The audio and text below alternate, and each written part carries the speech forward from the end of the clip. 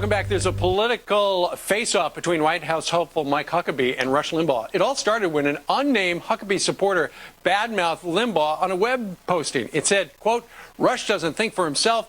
That's not necessarily a slap because he's not paid to be a thinker. He's an entertainer." I can't remember the last time that he has veered from the talking points from the D.C. Manhattan chattering class. Joining us right now are a couple of members of the chattering class, the Beltway boys, Mort Kondracke and Fred Barnes. Good morning to both of you. Hi, Steve. All right. Is this a big deal, Mort, that there's something going on between Huck and Rush?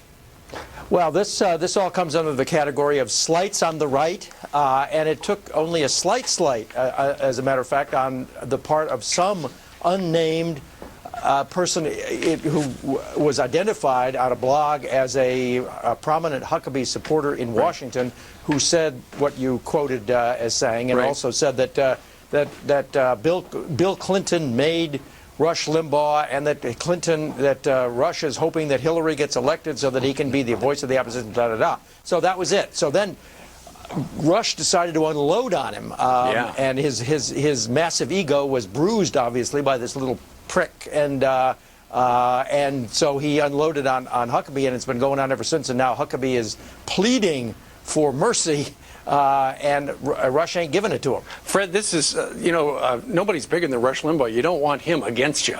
Absolutely not. I mean, this is trouble for Huckabee. I remember, years ago in professional basketball when Wilt the Stilt Chamberlain, remember him? Sure. Big center, and the saying around the league among the players is, "Don't tick off the Dipper." That was his nickname, the Dipper, because he'll go crazy and score a lot of points and you'll lose. Well, if you're running and you're trying to get conservative votes, you're running for the Republican nomination, don't tick off Rush Limbaugh. I mean, that's just crazy. The audience that Huckabee is trying to appeal to, which is not elite Republicans, it's grassroots Republicans, it's middle class, it's not the country club types, it's middle class, lower middle class in Iowa. That is Rush Limbaugh's audience. If I were Mike Huckabee, I'd be on the phone this morning. I wouldn't say, as Huckabee has, well, I hope Rush calls me. I'd call him. Absolutely. Hey, guys, stand by because the caucus is just around the corner. We want some quick predictions from the Beltway boys when we continue in just a couple of minutes. They're known as the Beltway boys, but right now I would prefer that you think of them as members of the Psychic Friends Network, because I'm going to ask you guys to look into your crystal balls. Mort, what happens in Iowa? Who are the winners? Okay, I'll guess. I'll play the game. That's right. I say Democrat Edwards comes out first. Wow. Because he's been living there since 2004, and lots of people feel guilty about having voted for John Kerry, and so they'll vote for Edwards, and he's a populist, and da-da-da. Right. I don't think he goes anywhere after that. On the Republican side, I guess Huckabee ekes it out a little bit over Romney. All right, very good. Fred?